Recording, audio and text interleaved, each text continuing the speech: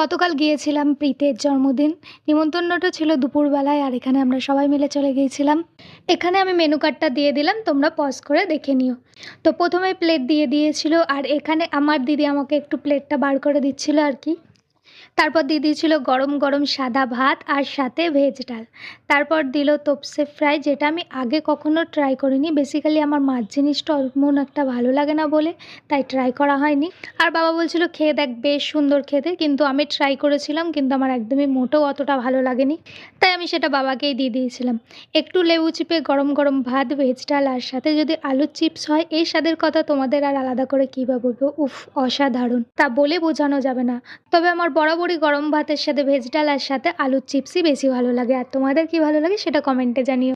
তারপর দিয়ে দিয়েছিল আলু পটল চিংড়ি দিয়ে তরকারি, কিন্তু আমার পাতে পটল চিংড়ি কোনোটাই পড়েনি, শুধু পড়েছিল গুচ্ছের গুচ্ছের আলু। তাই বাবা আমাকে বাবার পাত থেকে 2 পিস চিংড়ি মাছ দিয়েছিল। আলু পটলের তরকারিটা বেশ টেস্টি হয়েছিল, আমার বেশ ভালো লেগেছে। তারপর খেতে খেতে দিয়ে দিয়েছিল কাতলা মাছের ঝাল, আর আমি আমার পছন্দের পিসটা নিয়ে নিয়েছিলাম। এই পিসটায় মোটেও কাটা থাকে না তেমন একটা।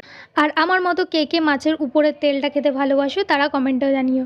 আর মাছটাও বেশ ফ্রেশ ছিল। তারপর দিয়ে দিয়েছিল চিকেন কষা, আর আমি বললাম আমাকে হাড় দেখে 2 পিস দিও। মাংসটা বেশ সুন্দর হয়েছিল, ওভার কুকড হয়েছিল।